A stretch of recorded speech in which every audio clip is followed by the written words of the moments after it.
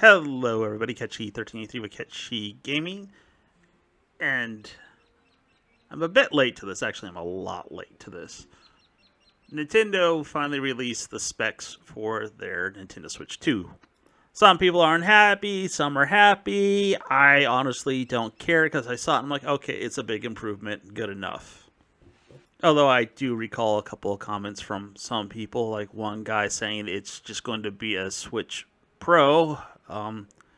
Considering the specs, it's not just a minor upgrade to the Switch.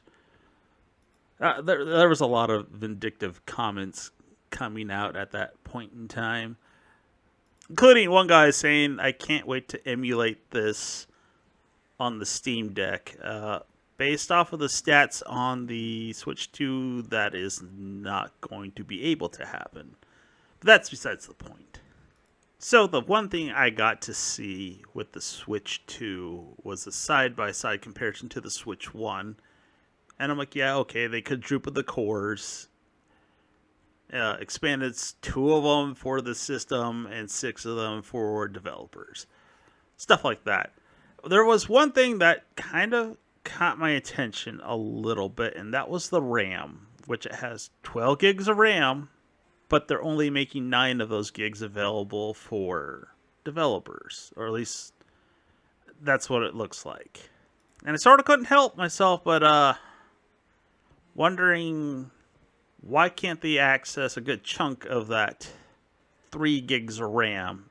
Now, it's speculated they're using that for the whole entire chat thing, where you can see the camera and you can see the other person's screen. Personally, I just don't care for that in any shape or form, especially because Nintendo will be recording you. So I will never be using that system at all in any shape or form. I might just be paranoid, but that's just me. If you want to use it, go for it. Anyways, I was sort of thinking, is this like a mandate for each game that a third party or even Nintendo puts out that they cannot touch that 3 gigs of RAM in any shape or form? Kind of similar to how Xbox Series X and the Xbox Series S, if one game works on one, you have to have the same features on the other, kind of deal. More or less in that line of thought, not the exact same thing. Don't get me wrong on that. And this raised some questions. And it reminded me of a scenario that happened in the 90s with the PlayStation, when Naughty Dog was formed and their first game was Crash Bandicoot. Basically, what happened is the developers hacked the PlayStation. Memory was so short in Crash Bandicoot that I took to stealing little bits and pieces of extra memory from the Sony libraries. I would just try erasing parts of them that I thought I wasn't using and see if things still worked. If they did, I would mark them as available. I just hacked their code by just changing the bytecodes. And I'm like, you can do this. Look, I fixed it. If they wouldn't fix it for me, I was just gonna edit their code. It was free memory. The memory was finite, but you were definitely not supposed to do that. Hi, I'm Andy Gavin, co-founder of Naughty Dog Inc. And they did a bunch of other clever things. It's actually really, really neat to watch. But I kind of have to wonder if there'll be a situation where they need just a little bit more RAM. If they'll possibly tap into that 3 gigabytes and how they can do it. I mean, is it controlled by software? Is it just, I don't know, sort of guideline policy? Will they make an exception if there is a mandate? And I have the distinct feeling that if they made something impressive and they tapped into that 3 gigabyte RAM and made something that looks or even plays amazing, that they'll just let it slide.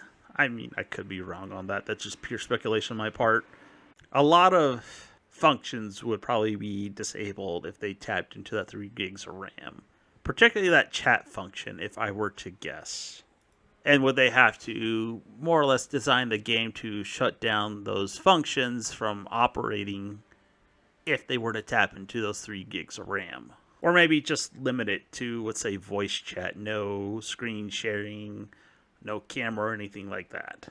Now, I would ask Nintendo these questions, but outside of sending a support email, which would be inappropriate for me to ask these questions, or social media, which I'm fairly certain will go ignored. Pretty much like every other big corporation's social media. I have no direct link with Nintendo to ask them.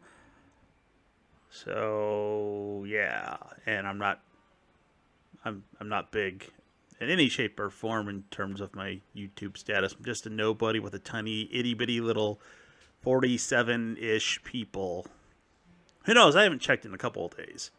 So why would they care if I sent them an email asking questions if there's like a mandate, or would they be able to tap into that 3 gigs without consequence in terms of some form of repercussion from Nintendo by more or less disabling functions that they kind of are pushing a lot? I don't know.